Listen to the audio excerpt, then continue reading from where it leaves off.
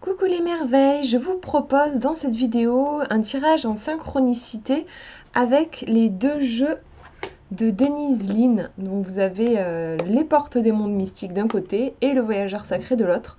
Je trouve ça sympa en fait parce que bon voilà c'est le même auteur et en même temps on le voit ne serait-ce que déjà avec les boîtiers. On a une énergie qui est quand même très différente dans chaque jeu et j'avais envie d'expérimenter en fait cette symbiose, en fait ces deux énergies-là, voir un petit peu ce que ça pouvait donner.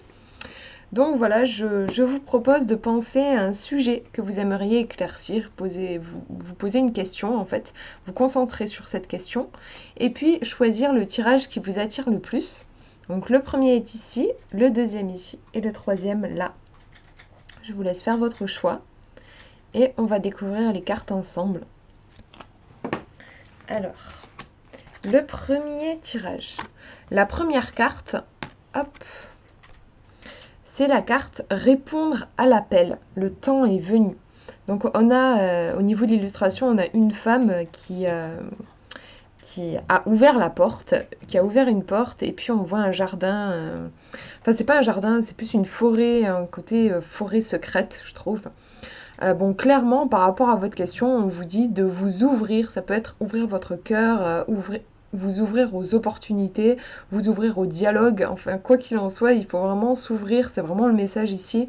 Il ne s'agit pas de rester enfermé, recroquevillé sur soi, mais plutôt de s'affirmer finalement. On va regarder la deuxième carte pour avoir un petit peu plus d'infos. Et là, on nous dit restez ferme. Je suis un être noble, courageux et solide. Et au niveau de l'illustration, on a un personnage comme presque une silhouette en fait, qui est posé sur tout plein de pierres. Il a un drapeau. Donc vraiment, ouais, il y a cette idée. C'est vrai que par rapport à votre question, hop, je vous remonte les deux. Il ne s'agit pas d'être timide en fait, il y a vraiment ce côté répondre à l'appel, rester ferme. On parle aussi de courage sur la deuxième carte. On vous dit d'y aller, d'oser par rapport à votre question, de vous montrer, d'avoir confiance en vous. Voilà, il y a vraiment une histoire de confiance en soi. Et c'est votre moment et saisissez-le. Et même s'il y a de la peur, allez-y. Et accrochez-vous à votre puissance. Elle est bien là, même si des fois on a l'impression enfin voilà, des fois on doute, on est dans la crainte, mais elle est bien là, cette force, cette lumière aussi. Je trouve qu'il y a pas mal de lumière ici avec la robe de la dame. Et puis là, ce personnage aussi qui brille. Donc on vous dit vraiment d'y aller. Je trouve que c'est des cartes vraiment très positives. Voilà pour le premier tirage. Je vous montre maintenant le deuxième. Première carte. Au gré de la route, appréciez le voyage. Au niveau de l'illustration, on a un renard qui est en train de regarder une carte, un peu on dirait une carte au trésor, comme s'il cherchait un trésor. Il est en train de se repérer, on voit qu'il a une boussole. Et il y a tout un chemin derrière lui. C'est une carte qui nous demande, je pense, de faire preuve de curiosité. Le renard, hein, on a ce côté curieux, intelligent, et d'apprécier le voyage plutôt que de forcément chercher à atteindre un but. Aussi, oui, profiter oui, du voyage, de ce moment entre deux, entre le départ et l'arrivée, profiter de cet instant-là.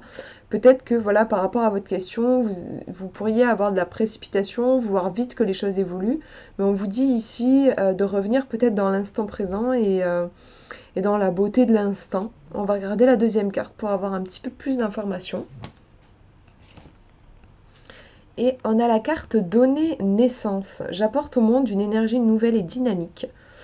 C'est marrant, je trouve, parce qu'il parle d'énergie nouvelle et dynamique. En même temps, au niveau de l'illustration, on a une femme qui est dans un œuf et qui a l'air endormie. On a quelque chose, je trouve, pas forcément nouveau et dynamique, mais plus extrêmement doux finalement et dans le repos. J'ai l'impression que oui, il y a une énergie qui est encore qui stagne encore, qui est peut-être en formation. Je sais pas comment dire, oui, comme une graine sous la terre, ou là par exemple un fœtus encore dans son œuf. On a un côté comme ça, il y a quelque chose qui bientôt pourra germer, mais c'est peut-être pas encore le moment. Du coup, si on fait le parallèle avec les deux cartes, je trouve qu'il y a une notion de temps par rapport à votre question. Les choses ne vont pas se résoudre tout de suite. Il y a un facteur temps qui est important. Alors souvent on est frustré quand on entend ça parce qu'on a envie que les choses elles avancent très vite.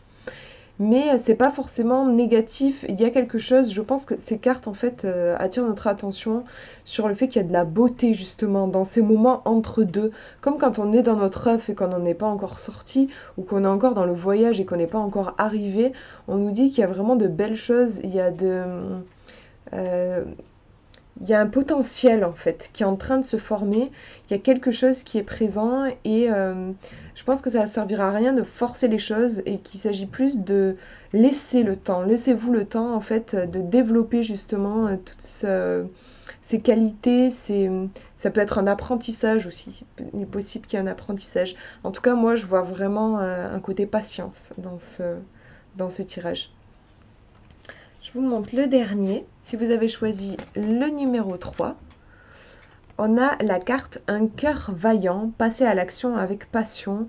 On a un chevalier sur son cheval qui a l'air d'aller à un tournoi. Donc on a un aspect, oui c'est sûr, très courageux parce que bon voilà les tournois, on peut facilement se faire blesser, voire même je me dis peut-être se faire tuer à l'époque. Il y a quelque chose d'assez violent et en même temps c'est un jeu... sur la carte d'ailleurs, on n'a pas la joute vraiment qui est illustrée, on a plus le personnage qui y va. On a des couleurs autant sur son drapeau que sur la selle, le cheval. On a cet aspect peut-être prendre la vie comme un jeu et même les choses qui peuvent faire peur, qui peuvent être difficiles, on nous dit d'y aller, passer à l'action, voilà, avec passion. On va regarder la deuxième carte pour avoir un petit peu plus d'informations. Et on nous dit « Regardez plus en profondeur, un éclat majestueux habite les profondeurs de mon être ». Au niveau de l'illustration, on a une montagne. Donc c'est intéressant, je trouve qu'on retrouve par rapport à la première carte l'idée un petit peu d'épreuve, comme le tournoi dans la première carte. Ici on a la montagne, une montagne c'est quand même un sacré obstacle, il y a quelque chose à gravir par rapport à votre question je pense, un obstacle à dépasser. Et on vous dit ici d'aller chercher plus en profondeur. Il y a peut-être quelque chose caché sous les apparences. Ça peut être plusieurs trucs. Ça peut être par exemple, je sais pas, par rapport à votre question, il y a peut-être quelque chose qui vous fait peur. Donc, je parlais tout à l'heure de joute, un truc mortel, c'est clair que ça peut faire peur. Une montagne aussi, ça peut faire peur parce que ça peut nous empêcher de passer. Et en même temps, dans les deux cartes, on nous demande de voir au-delà de l'angoisse. Donc par exemple, avec la carte Un cœur vaillant, je trouve, il y a l'aspect limite voir ça comme un jeu, essayer de trouver le plaisir dans la joute. Et ici, on a le côté voir sous la surface, c'est-à-dire que ici, on a carrément des diamants, on a un trésor qui est caché sous l'eau. Donc on a un aspect émotionnel aussi qui est présent. Je pense que je vais peut-être tirer une autre carte pour avoir un petit peu plus d'informations, mais parce que je trouve qu'il y a une complexité en fait dans ce tirage. J'ai l'impression qu'il y a quelque chose, oui, qui au premier abord paraît difficile, qu'on vous demande en fait de dépasser, de voir la beauté derrière cette difficulté, mais j'aimerais quand même vérifier que je fasse pas fausse route en vous disant ça, ou que je passe pas à côté d'une information importante. Je vais prendre le jeu, celui-ci là, le voyageur sacré, pour recouvrir. On va demander une carte qui précise un petit peu ses énergies. Hop. Je vous montre celle qui est sortie. Voilà, on a la pluie revigorante. Et on vous dit, débarrassez-vous du passé, guérissez le présent. Donc ouais, on a vraiment quelque chose qui a besoin d'être nettoyé, je pense. C'est pour ça que je sentais une énergie assez complexe. Il y a un truc à nettoyer, peut-être aussi une vision voilée, une chose qui n'est pas vue vraiment telle qu'elle est parce que c'est parasité par des émotions, par des angoisses. Il y a quelque chose qui a besoin d'être nettoyé. Et là, on vous parle du passé. Peut-être qu'il y a des blessures qui remontent, des souvenirs qui peuvent remonter par rapport à votre question actuelle et qui vous empêchent peut-être de non seulement de voir les choses telles qu'elles sont réellement, mais aussi d'accéder à vos propres ressources en fait pour pouvoir avancer. Voilà comment je le ressens. Du coup, il y a peut-être un travail d'introspection en fait et un effort de voir au-delà de ce qui semble peut-être évident et qui vous percute de plein fouet, essayer de voir de voir derrière. On voit d'ailleurs la main qui plonge dans l'eau. Donc il y a vraiment cet aspect, voir sous la surface des émotions, hein. On retrouve aussi l'aspect eau, c'est l'émotionnel, on est vraiment dedans là. Voilà pour ces tirages, j'espère que ça vous aura parlé. Moi j'ai bien aimé faire cet exercice, je trouve que c'est intéressant de jongler aussi avec les énergies des jeux.